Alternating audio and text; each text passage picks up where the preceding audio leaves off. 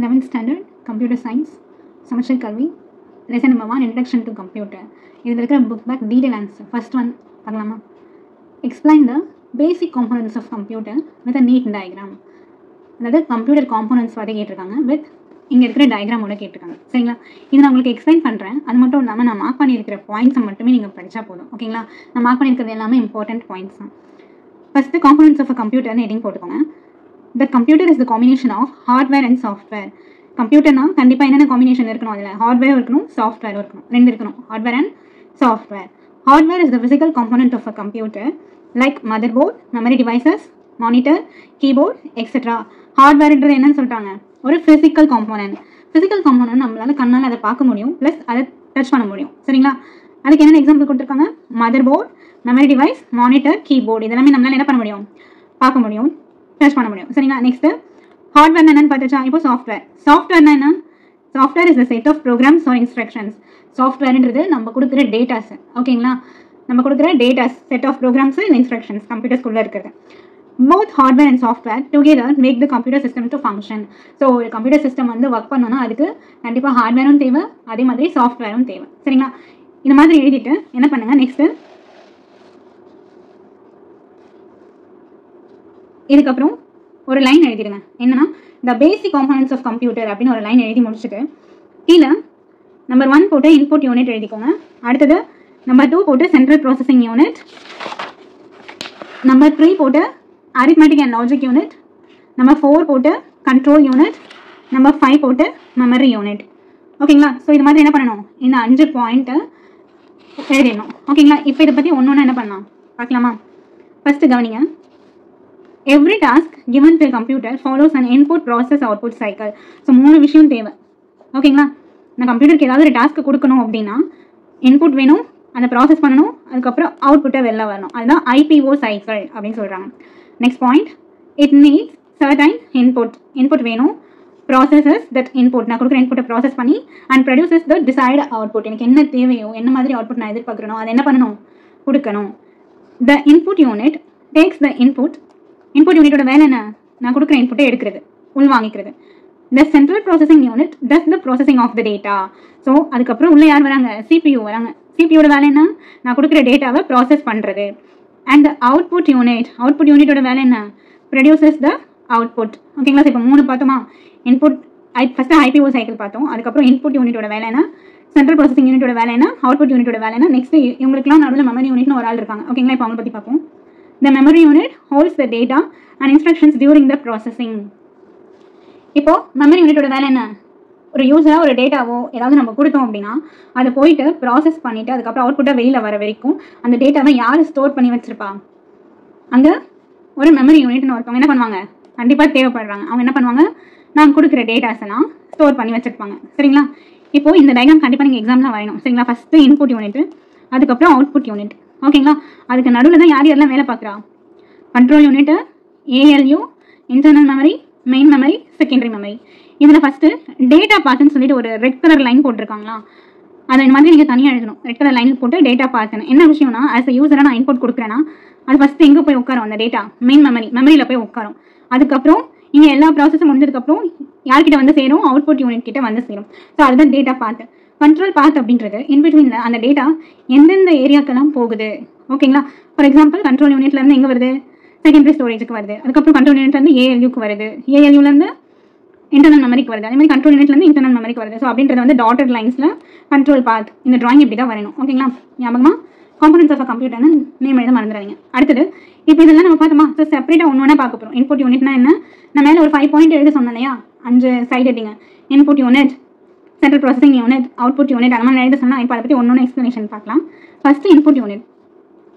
Input unit is used to feed any form of data to the computer which can be stored in the memory unit for further processing. So input unit வந்து எதுக்கு நம்ம use பண்ணுறோம், ஏதாவது ஒரு டேட்டாவை வாங்குறதுக்கு. ஓகேங்களா? நான் கொடுக்குற டேட்டாவை ஃபீட் பண்ணுறது, வாங்குறதுக்கு நம்ம என்ன யூஸ் பண்ணுறோம், இன்புட் யூனிட் யூஸ் பண்ணுறோம். அதை வாங்கிட்டு யார்கிட்ட அனுப்புது, கொஞ்சம் நேரம் மெமரி யூனிட் கிட்ட இருக்குது. இதில் பார்த்தோமா மெயின் மெமரிக்கு போதா. ஓகேங்களா? ஸோ எக்ஸாம்பிள் என்ன சொல்கிறாங்க, கீபோர்டு, மவுஸு எக்ஸெட்ரா, இதெல்லாம் எதுக்கு எக்ஸாம்பிள், இன்புட் யூனிட்க்கு example. Next central processing unit. CPU is the major component which interprets and executes software instructions. CPU ரொம்பவே ஒரு முக்கியமான ஒரு காம்போனன்ட்னு சொல்கிறாங்க. ஓகேங்களா, அதோட வேலை என்ன? Which interpreted and execute software instructions. நான் கொடுக்குற இன்ஃபர்மேஷன் ஒரு டேட்டா ஏதாவது ஒன்று இருக்கட்டும், அதை எக்ஸிக்யூட் பண்ணுறது தான் யாரோட வேலை? சிபியூவோட வேலை. ஸோ சிபிக்கு ஃபஸ்ட்டு இந்த வேலை. நெக்ஸ்ட்டு இன்னொன்று அதுக்கு என்ன வேலைனா, it also control the operation of all other components such as memory, input and output unit. அது மட்டும் இல்லாமல் எக்ஸிக்யூட் டேட்டாஸ் இன்ஃபர்மேஷன்ஸ் எக்ஸிக்யூட் பண்ணுற ஒர்க் மட்டும் இல்லாமல் இன்னொரு என்ன வேலை பார்க்குது? மற்ற காம்போனன்ட்ஸ் எல்லாம் கரெக்டாக வேலை பார்க்குதா அப்படின்றத யார் கண்காணிக்கிறான்? சிபியூ. சரிங்களா, அதை கண்ட்ரோல் பண்ணுறதோட வேலை என்ன? சிபியோட வேலை. ஓகேங்களா, அடுத்தது CPU as 3 components. சிபியூவில் பார்த்தீங்கன்னு வச்சுக்கோங்களேன், இப்போ இதுதான் சிபியூவா, இதில் வந்து 3 முக்கியமான காம்போனன்ட்ஸ் இருக்குன்னு சொல்கிறாங்க. ஓகேங்களா, என்னென்ன காம்போனன்ட்ஸ் பார்த்தீங்கன்னா,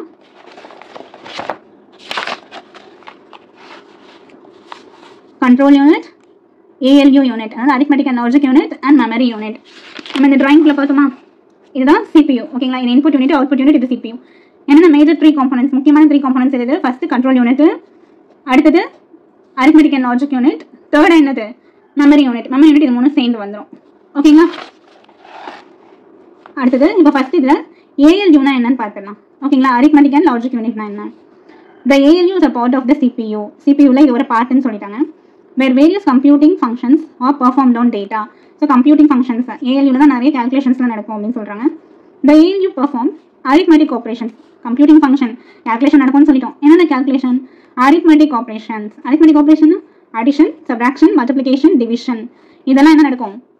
ALU-ல நடக்கும். அது மட்டும் இல்லாமல் and logical operations.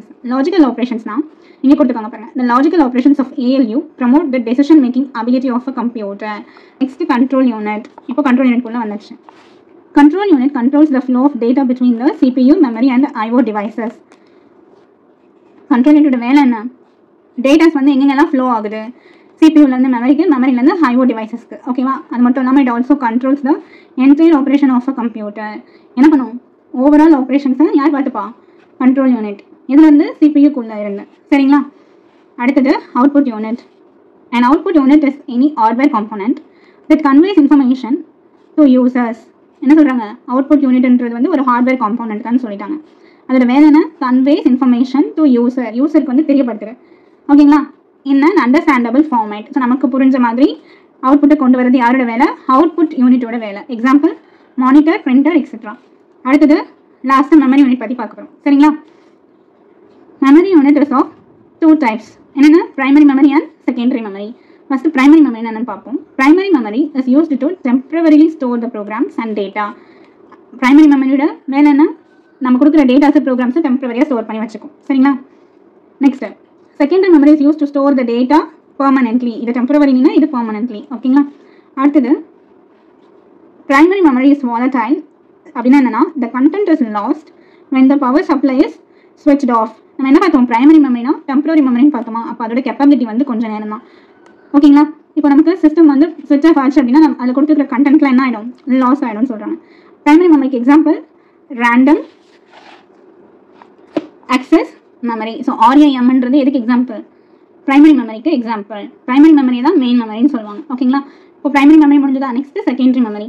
The secondary memory is non volatile. Primary memory வாலடைல்னு படிச்சோமா? அதோட opposite secondary memory. Secondary memory என்னவா இருக்கும்? Non volatile. அப்படின்னா த கண்டென்ட் இஸ் அவைலபிள். ஓகேங்களா, ஸோ இது வந்து டேட்டாஸை வந்து பெர்மனெண்ட்டாக ஸ்டோர் பண்ணிக்கோன்னு சொன்னேன். அப்போ கண்டென்ட் என்னவா இருக்கும்? சிஸ்டம் வந்து ஸ்விட்ச் ஆஃப் ஆனாலும் என்ன இருக்கும்? அந்த கண்டென்ட்ஸ் எல்லாம் அப்படியே தான் இருக்கும். நம்ம கொடுக்குற டேட்டாஸ்லாம் அப்படியே தான் இருக்கும். ஓகேங்களா, இதுக்கு example heart disc, CD-ROM and DVD-ROM. அதனால் எதுக்கு எக்ஸாம்பிள்? செகண்டரி மெமரிக்கு எக்ஸாம்பிள். ஓகேங்களா, ஸோ இவ்வளோ தான் வந்து பேசிக் காம்போனன்ட்ஸ் ஆஃப் கம்ப்யூட்டர். நான் மார்க் பண்ணியிருக்க பாயிண்ட்ஸை மட்டும் நீங்கள் எடுத்து வச்சுட்டு படிங்க. முக்கியமாக மறக்காம அந்த டிராயிங் என்ன பண்ணுங்க? வரைஞ்சிருங்க. ஓகேங்களா,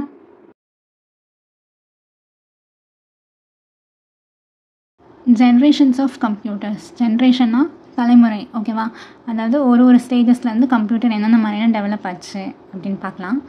Growth in the computer industry is determined by the development in technology. So computer இண்டஸ்ட்ரியில் எப்படி வந்து வளர்ச்சி வந்தது அப்படின்னா, டெக்னாலஜி வளர வளர என்ன ஆச்சு? நமக்கு நிறைய டெவலப்மெண்ட் தேவைப்பட்டுச்சு. அதை பேஸ் பண்ணி கம்ப்யூட்டர் இண்டஸ்ட்ரியிலையும் ஒரு வளர்ச்சி வந்தது. Based on various stages of development, computers can be categorized into different generations. So development வந்து நிறைய ஸ்டேஜஸ் வர வர என்ன ஆச்சு? கம்ப்யூட்டர்ஸும் டிஃப்ரெண்ட் ஜென்ரேஷன்ஸாக கேட்டகரைஸ் வளர ஆரம்பிச்சது அப்படின்னு சொல்கிறாங்க. There are 6 type of generations. அதாவது கம்ப்யூட்டரை பொறுத்த வரைக்கும் 6 ஜென்ரேஷன் இருக்குது. ஓகேங்களா? ஸோ ஒரு ஜென்ரேஷனாக எப்படி வளர்ந்தது அப்படின்னு சொல்லிட்டு பார்க்கலாம். ஓகேங்களா? எப்படி முன்னேறிச்சு கம்ப்யூட்டர் இண்டஸ்ட்ரி, எந்த மாதிரியான கம்ப்யூட்டர்ஸ் எல்லாம் கண்டுபிடிச்சாங்க, அதில் என்னென்ன டிவைசஸ் காம்போனன்ட்ஸ்லாம் யூஸ் பண்ணாங்க அப்படின்றத ஒரு ஜென்ரேஷனாக பார்க்கலாமா? ஃபர்ஸ்ட் ஜென்ரேஷனில் பீரியட் பார்த்தீங்கன்னா 1940லேருந்து 1956 வரைக்கும்.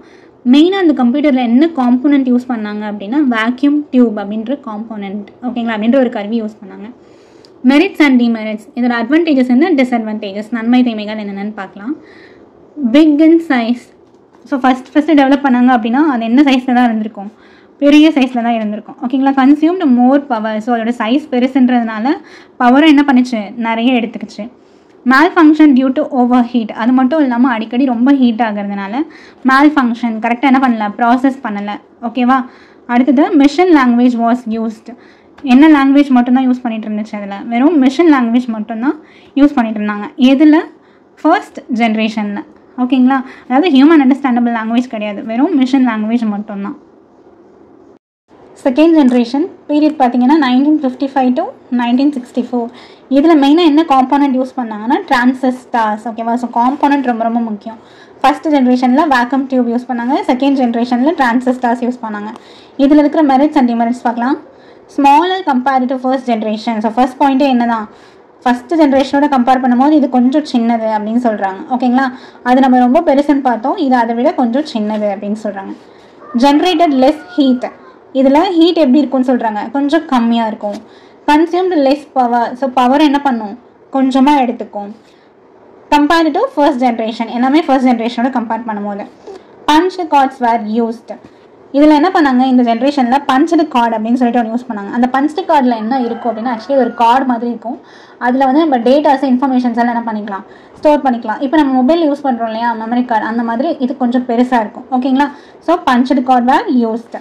First operating system was developed. அது மட்டும் இல்லாமல் செகண்ட் ஜென்ரேஷனில் தான் என்ன பண்ணாங்க, ஃபஸ்ட்டு ஆப்ரேட்டிங் சிஸ்டமே டெவலப் பண்ணாங்க. ஓகேங்களா? என்னென்ன மாதிரி operating system, batch processing and multi programming operating system. இந்த 2 டைப் ஆஃப் ஆப்ரேட்டிங் சிஸ்டமை செகண்ட் ஜென்ரேஷனில் தான் முதல்ல என்ன பண்ணாங்க, யூஸ் பண்ணாங்க. Machine languages as well as assembly languages were used. Machine languages. ஓகேவா? ஃபஸ்ட்டு என்ன லாங்குவேஜ், மிஷின் லாங்குவேஜ். ஸோ கம்ப்யூட்டருக்கு புரிகிற மாதிரி இருக்குது, அதில் ஓன் லாங்குவேஜ். அது மட்டும் இல்லாமல் அசம்பிளி லாங்குவேஜஸ் அப்படின்னா ஒரு குட்டி இன்ஸ்ட்ரக்ஷன் மாதிரி. ஃபார் எக்ஸாம்பிள் எம்ஓவி, மூவ் அப்படின்னா டேட்டாஸை வந்து மூவ் பண்ணுறதுக்கு. ஓகேங்களா? அதுக்கப்புறம் சிஎல்ஆர் அப்படின்னு என்னது, கிளியர்.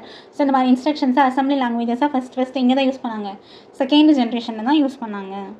அடுத்தது தேர்ட் ஜென்ரேஷன் பீரியடு 1964 to 1975. இதில் என்ன மெயினான காம்போனன்ட் யூஸ் பண்ணாங்க, இன்டகிரேட்டட் சர்க்கியூட், ஐசின்னு சொல்லுவாங்க. மெரிட்ஸ் அண்ட் டிமெரிட்ஸ் பார்க்கலாம். Computers were smaller, faster and more reliable. So computers வந்து என்ன எப்படி இருந்ததுன்றாங்க, சின்ன சைஸில் இருந்தது, ஃபாஸ்டராகவும் ஒர்க் பண்ணுச்சு அண்ட் மோர் ரிலையபிள். ஓகேங்களா? அதாவது அக்யூரேட்டாக இருந்துச்சு. ஓகேங்களா? நெக்ஸ்ட்டு கன்சியூம்டு லெஸ் பவர் என்ன பண்ணுச்சு, கம்மியாக எடுத்துக்கிச்சு. Next high level languages were used. High level லாங்குவேஜஸ்னால் ஹியூமன் ரீடபிள் லாங்குவேஜஸ்ன்னு அர்த்தம். அதாவது இப்போ நம்ம இதுக்கு முன்னாடி பார்த்தோம்ல செகண்ட் ஜென்ரேஷனில் மிஷின் லாங்குவேஜ், அசம்பிளி லாங்குவேஜஸ், அதெல்லாம் வந்து லோ லெவல் லாங்குவேஜஸ்ன்னு சொல்லுவாங்க. அடுத்தது இப்போ தேர்ட் ஜென்ரேஷனில் ஹை லெவல் லாங்குவேஜஸ்னால் ஹியூமன்ஸால் புரிஞ்சுக்க முடியும், ஹியூமன் அண்டர்ஸ்டாண்டபிள் லாங்குவேஜஸ். ஓகேங்களா? எக்ஸாம்பிள் சொல்லணும்னா அதுக்குன்னு அந்த ஹை லெவல் லாங்குவேஜஸ்க்குன்னு சம் ஸ்ட்ரக்சர், அதுக்கப்புறம் சின்டாக்ஸ்லாம் இருக்கும். ஓகேங்களா? இப்போ C++லாம் இருக்கு இல்லையா, ப்ரோக்ராமர்ஸால் என்ன பண்ண முடியும், ஈஸியாக அதை கற்றுக்க முடியும், தெரிஞ்சுக்க முடியும். ஓகேங்களா? அப்போ தான் என்ன பண்ண முடியும், நம்ம கம்ப்யூட்டரோட இன்ட்ராக்ட் பண்ண முடியும். சரிங்களா? அடுத்தது ஃபோர்த் ஜென்ரேஷன் பீரியட் பார்த்திங்கன்னா 1975லேருந்து 1980 வரைக்கும். இதில் முக்கியமான காம்போனன்ட் என்ன யூஸ் பண்ணாங்க, micro processor, very large scale integrated circuit. ஓகேங்களா? தேர்ட் ஜென்ரேஷனில் வெறும் இன்டகிரேட்டட் சர்க்கியூட் பார்த்தோமா, அதுவே ஃபோர்த் ஜென்ரேஷனில் VLSI அப்படின்னா very large scale integrated circuit, அதோட ஒரு டெவலப்டு வெர்ஷன், அதாவது ஐசியோட டெவலப்டு வெர்ஷன் சொல்லலாம். மெரிட்ஸ் அண்ட் டிமெரிட்ஸ் பார்க்கலாமா. Smaller and pastor.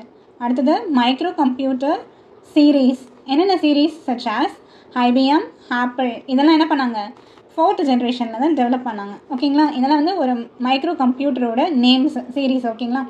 அடுத்தது போர்ட்டபிள் கம்ப்யூட்டர்ஸ் வேர் இன்ட்ரடியூஸ்டு. போர்ட்டபிள் கம்ப்யூட்டர்ஸ்னால் ஒரு இடத்துல நம்ம இன்னொரு இடத்துக்கு என்ன பண்ணலாம், அந்த கம்ப்யூட்டர்ஸை எடுத்துகிட்டு போகலாம். சரிங்களா, அதெல்லாம் எப்போ டெவலப் பண்ணாங்க, 4th ஜென்ரேஷனில் டெவலப் பண்ணாங்க. அடுத்தது 5th ஜென்ரேஷன். இது என்ன பீரியட் பார்த்தீங்கன்னா 1980 டில் டேட், இப்போ வரைக்கும். சரிங்களா, இதில் முக்கியமான காம்போனண்ட் என்ன யூஸ் பண்ணுறாங்க, ultra large scale integration, ULSI. ஓகேங்களா, அதாவது ultra large scale integration. So இதில் மெரிட்ஸ் அண்ட் டிமெரிட்ஸ் பார்க்கலாமா. Parallel processing. பேரலல்னா ஒரே ஒரு கம்ப்யூட்டரில் மல்டிபிள் ப்ராசஸர்ஸ் என்ன பண்ணுறது, யூஸ் பண்ணுறது. ஓகேங்களா, அதாவது மல்டிபிள் ப்ராசஸர் யூஸ் பண்ணி ஒரே டிவைஸில் அட் அ டைமில் நிறைய ஒர்க் பண்ணுறது. சூப்பர் கண்டக்டர்ஸ் அப்படின்றது வந்து ஒரு மெட்டீரியல். ஓகே, அது எதுக்கு யூஸ் பண்ணியிருந்தாங்க அப்படின்னா, இதுக்கு முன்னாடி நம்ம பார்த்தது எல்லாமே வந்து நிறைய பவரை கன்சியூம் பண்ணுது, நிறைய ஹீட்டை ப்ரொடியூஸ் பண்ணுதுன்னு பார்த்தோமா. ஸோ சூப்பர் கண்டக்டர்ஸ் யூஸ் பண்ணால் என்ன ஆகும், லெஸ் பவரை கன்சியூம் பண்ணும். அது மட்டும் இல்லாமல் என்ன ஆகும், லெஸ் ஹீட்டை ப்ரொடியூஸ் பண்ணும். சரிங்களா, computer size was drastically reduced. டிராஸ்டிக்கலினா ரொம்ப வேகமாக, அதாவது இதுக்கு முன்னாடி பார்த்தது எல்லாமே வந்து கொஞ்சம் ஸ்மாலர் இன் சைஸ் அப்படின்னு படிச்சுட்டே வந்தோமா. ஆனால் 5th ஜென்ரேஷனில் டிராஸ்டிக் ரெடியூஸ்டு, ரொம்ப என்ன ஆகிடுச்சு, கம்ப்யூட்டரோட சைஸு சின்னதாகிடுச்சு. Can recognise images and graphics. அது மட்டும் இல்லாமல் இந்த ஜென்ரேஷனில் என்னென்னலாம் ரெகக்னைஸ் பண்ண ஆரம்பிச்சது ஒரு கம்ப்யூட்டர் அப்படின்னா, இமேஜஸ், கிராஃபிக்ஸ். அதுக்கு முன்னாடிலாம் பார்த்தீங்கன்னா வெறும் நம்பர்ஸ் அந்த மாதிரி தான் இருந்தது. ஓகேங்களா, நம்பர்ஸ் அண்ட் லெட்டர்ஸ் அந்த மாதிரி தான் இருந்துச்சு. பட் 5th ஜென்ரேஷனில் கண்டுபிடிச்ச கம்ப்யூட்டர்ஸால் என்னென்னலாம் ரெகக்னைஸ் பண்ண முடிஞ்சது, images and graphics. Introduction of artificial intelligence and expert system. So இந்த ஜென்ரேஷனில் தான் ஏஐ கண்டுபிடிச்சாங்க. ஏஐனா artificial intelligence. Able to solve high complex problems including decision making and logical reasoning. இப்போ இதுக்கு முன்னாடி நம்ம பார்த்தோம்ல, மற்ற ஜென்ரேஷன்லாம் வந்து ஜஸ்ட் சிம்பிள் கேல்குலேஷன் தான் பண்ண முடியும். ஓகேவா, கண்டுபிடிச்ச கம்ப்யூட்டர்ஸ் வச்சு என்ன பண்ண முடியும், சின்ன சின்ன கேல்குலேஷன் தான் பண்ண முடியும். ஆனால் 5th ஜென்ரேஷனில் என்ன பண்ண முடியும், ஹை காம்ப்ளெக்ஸ் ப்ராப்ளம்ஸ் என்னென்னா decision making and logical reasoning. அதை விட நிறைய ஓகேவா எக்ஸ்ட்ரா ஒர்க்ஸ் என்னென்னது, decision making and logical reasoning. இதெல்லாம் என்ன பண்ண முடியும், அது கம்ப்யூட்டர்ஸால் என்ன பண்ண முடியும், சுயமாக செஞ்சுட்டு ஒர்க் பண்ண முடியும். ஓகேங்களா, அதெல்லாம் எதில் யூஸ் பண்ணாங்க, 5th ஜென்ரேஷனில். லாஜிக்கல் ரீசனிங் இந்த சென்ஸ், அதனால் என்ன பண்ண முடியும்னா லாஜிக்கை கூட என்ன பண்ண முடியும், திங்க் பண்ண முடியும். ஓகேங்களா, அடுத்தது 6th generation.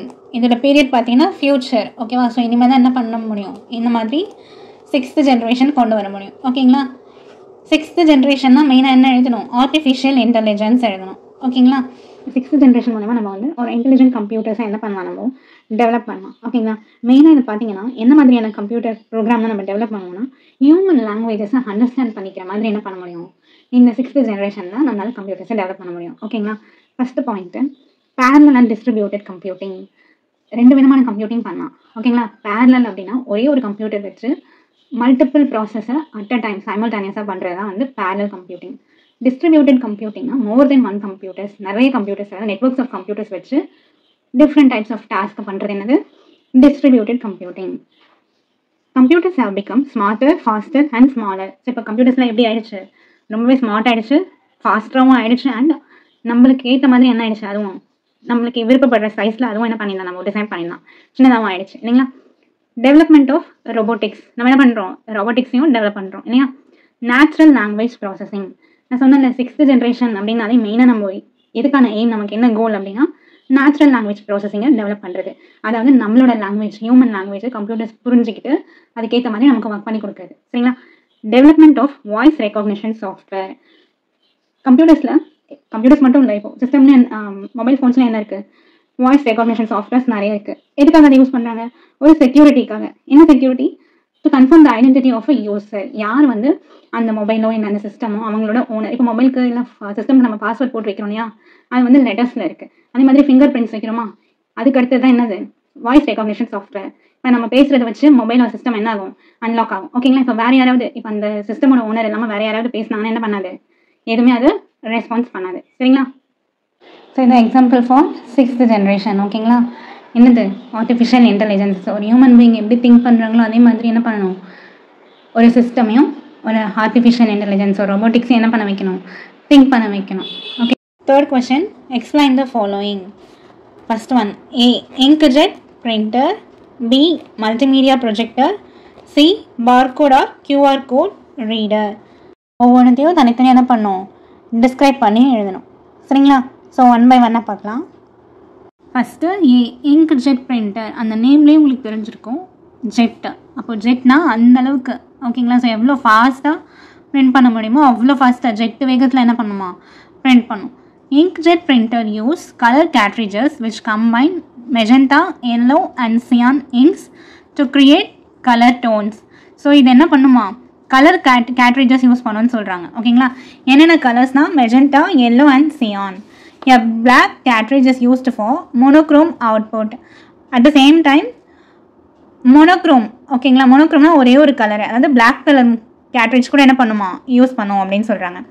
Inkjet printer works by spraying ionized ink at a sheet of paper. இது என்ன பிரின்சிபலில் ஒர்க் பண்ணுது அப்படின்னா ஸ்ப்ரேயிங் த இங்க் ஓகேங்களா at a sheet of paper. பேப்பரில் இங்க்கை ஸ்ப்ரே பண்ணுற மாதிரி இதோட பிரின்சிபல் இருக்குது. The speed of inkjet printers generally range from 1 to 20 ppm. ppmனா பேஜ் per minute அப்படின்னு என்ன அர்த்தம், ஒரு மினிட்ல 1லேருந்து 20 பேஜஸ் அதனால் என்ன பண்ண முடியுமா பிரிண்ட் பண்ண முடியும் அப்படின்னு சொல்கிறாங்க ஓகேங்களா. An inkjet printer can spread millions of dots of ink at the paper every single second. நான் ஏற்கனவே சொன்ன மாதிரி அந்த பேருக்கு ஏற்ற மாதிரி என்னவா அவ்வளோ ஜெட் வேகத்தில் வந்து அதை பிரிண்ட் பண்ணுன்றாங்க. எவ்வளோ மில்லியன்ஸ் ஆஃப் டாட்ஸ் ஓகேங்களா. அதுவும் எவ்வளோ நேரத்தில் எவ்ரி சிங்கிள் செகண்ட், ஒரு சிங்கிள் செகண்டுக்கும் அது என்ன பண்ணுமா மில்லியன்ஸ் ஆஃப் டாட்ஸ் ஆஃப் இங்கை பேப்பரில் என்ன பண்ணுமா பிரிண்ட் பண்ணும் சரிங்களா. இதுனா என்ன மீனிங்கு, இப்போ ஒரு செகண்ட் இருக்குன்னு வச்சுக்கோங்களேன், அதில் millions of dots of ink என்ன பண்ணும் ஒரு பேப்பரில் ஸ்ப்ரெட் பண்ணும் சரிங்களா. They use the technology of firing ink by heating. இது என்ன டெக்னாலஜி யூஸ் பண்ணும் அப்படின்னா இங்கை வந்து ஃபயர் பண்ணுமா எப்படின்னா ஹீட்டிங் ப்ராசஸ் மூலமா. So that it explodes towards the paper and bubbles ஓகேங்களா. அப்படி இங்கை ஃபயர் பண்ணாதான் அதனால் என்ன பண்ண முடியுமா எக்ஸ்ப்ளோட்னா வெடிக்கிறதுன்னு அர்த்தம். Towards the paper and bubbles அப்போ தான் என்ன ஆகும் இங்க் வந்து ஸ்ப்ரெட் ஆகும் பேப்பரில் பபிள்ஸாக ஓகேங்களா. ஆர் பை யூஸிங், அப்படி இல்லைனா இன்னொரு மெத்தட் என்னென்னா using piezoelectricity in which tiny electric currents are controlled by electronic circuit. So இந்த ரெண்டுத்தில் ஏதாவது ஒரு மெத்தட் தான் என்ன பண்ணுமா, ஏதாவது ஒரு டெக்னாலஜி தான் இதை யூஸ் பண்ணுமா எதுக்கு இங்கை வந்து பேப்பரில் ஸ்ப்ரெட் பண்ணுறதுக்கு சரிங்களா.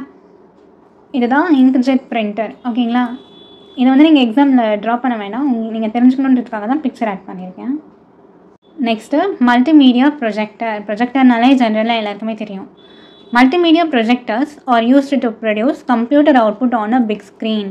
ஸோ ப்ரொஜெக்டர் நம்ம எதுக்காக யூஸ் பண்ணுறோம், அவுட்புட்டை வந்து ஒரு பெரிய ஸ்க்ரீனில் பார்க்குறதுக்காக தான் மல்டிமீடியா ப்ரொஜெக்டர்ஸ் யூஸ் பண்ணுறோம். They are used to display in presentations in meeting halls or in classrooms. இதை எங்கெங்கெல்லாம் யூஸ் பண்ணுறேன்னு சொல்கிறாங்க, ஆஃபீஸில் வந்து ஏதாவது ஒரு பெரிய மீட்டிங் ஹால், செமினார் ஹால் அந்த மாதிரி அங்கே யூஸ் பண்ணுறாங்க. அதுக்கப்புறம் கிளாஸ் ரூம்ஸ்லேயும் இப்போலாம் என்ன பண்ண ஆரம்பிச்சிட்டாங்க ப்ரொஜெக்டர்ஸ் வந்து யூஸ் பண்ண ஆரம்பிச்சிட்டாங்க சரிங்களா. மல்டிமீடியா ப்ரொஜெக்டர் பார்க்குறதுக்கு இப்படி தான் இருக்கும் சரிங்களா. ஸோ இது மூலிமா தான் என்ன பண்ண முடியும், நம்ம அவுட்புட்ஸ் எல்லாம் வந்துட்டு ஒரு பெரிய ஸ்க்ரீனில் நம்மளால் பார்க்க முடியும். Next barcode or QR code reader. அந்த நேம்லேயே இருக்குது ரீடர் அப்படின்னா ஏதோ சம் இன்ஃபர்மேஷன் ஆர் டேட்டாஸ் என்ன பண்ணும் ரீட் பண்ணி கொடுக்கும் ஓகேங்களா. A barcode reader is a pattern printed in the lines of different thickness. நம்ம நிறைய இடத்துல என்ன பண்ணியிருக்கோம் பார்கோட் ரீடர் பார்த்துருக்கோம் ஓகேங்களா. அது வந்து என்ன மாதிரி ஒரு பேட்டர்னா பிரிண்டட் லைன்ஸ் இருக்கும்னு சொல்கிறாங்க ஓகேங்களா. வித் டிஃப்ரெண்ட் திக்னஸ், ஒரு லைன் மெல்லிசா ஒரு லைன் கொஞ்சம் திக்கா, ஒரு லைன் மெல்லிசா ஒரு லைன் திக்கா, ஸோ அந்த மாதிரி டிஃப்ரெண்ட் திக்னஸில் என்ன பண்ணும் பார்கோடில் பேட்டர்ன்ஸ் பிரிண்ட் ஆகிருக்கும். The barcode reader scans the information on the barcode, transmits to the computer for further processing. So barcode reader எதுக்கு யூஸ் பண்ணணும், நம்ம ஏதாவது இன்ஃபர்மேஷன்ஸை ஸ்கேன் பண்ணுறதுக்கு ஓகேங்களா. அந்த இன்ஃபர்மேஷனை ஸ்கேன் பண்ணி யாருக்கு அனுப்புன்னு சொல்கிறாங்க, transmit to the computer for what next further processing, அதுக்கப்புறம் என்ன பண்ணணும் அப்படின்றதுக்கு சரிங்களா. இப்போ நம்ம கடைக்கெலாம் போகணுன்னா கூட பில்லிங்லாம் போடுறதுக்கு என்ன பண்ணுவோம், நிறைய பார்கோட் ரீடர்ஸ் தான் நம்ம யூஸ் பண்ணுவோம் சரிங்களா. அடுத்தது the system gives fast and error-free entry of information into the computer. barcode reader use பண்ணுறதுனால என்ன நன்மைன்னு சொல்கிறாங்க, ஃபாஸ்ட்டாகவும் இருக்கும், at the same time error free ஓகேங்களா. Next quick response QR code. So QRனா ஃபுல் ஃபார்ம் என்ன, quick response is the two-dimension barcode which can be read by a camera and processed to interpret the image. இதில் என்ன சொல்கிறாங்க, QR code அப்படின்றது வந்து 2-dimensional பார் அப்படின்னு சொல்கிறாங்க. எதுக்காக அதை பயன்படுத்துகிறோம், which can be read by a camera. கேமராலேருந்து அதை ரீட் பண்ணிவிட்டு அதுக்கப்புறம் என்ன பண்ணும் and processed to interpret the image. என்ன ப்ராசஸ் பண்ணும், என்ன இமேஜை வந்து நம்ம கொடுக்கணும் அப்படின்னு சொல்லிட்டு என்ன பண்ணுமா, ப்ராசஸ் பண்ணும். சிம்பிளாக பார்கோட் ரீடர் எதுக்கு யூஸ் பண்ணுவோம், ஏதாவது இன்ஃபர்மேஷனை ஸ்கேன் பண்ணுறதுக்கு என்ன யூஸ் பண்ணுவோம், பார்கோட் ரீடர் யூஸ் பண்ணுவோம். சரிங்களா? கீழே நிறைய சூப்பர் மார்க்கெட்டு அந்த மாதிரி ஷாப்பிங் காம்ப்ளெக்ஸ்லாம் போனாலும் என்ன பண்ணுவாங்க, பார்கோட் ரீடர் வச்சுருப்பாங்க. ஓகேங்களா? ஸோ பார்கோட் ரீடர் வந்து பார்க்குறதுக்கு இப்படி தான் இருக்கும். ஓகேங்களா? ஸோ அது எதை ரீட் பண்ணும், பார் கோடை ரீட் பண்ணும். அந்த பார் கோடில் என்ன இருக்கும், டிஃப்ரெண்ட் பேட்டர்னில் லைன்ஸ் வந்து பிரிண்ட் ஆகிருக்கும், டிஃப்ரெண்ட் திக்னஸில். ஓகேங்களா? ஸோ பார்கோட் ரீடர் வந்து அந்த பார் கோடை ரீட் பண்ணி என்ன பண்ணும், அதில் இருக்கிற இன்ஃபர்மேஷன்ஸை ஸ்கேன் பண்ணி கம்ப்யூட்டருக்கு என்ன பண்ணும், தெரிவிக்கும். ஓகேங்களா?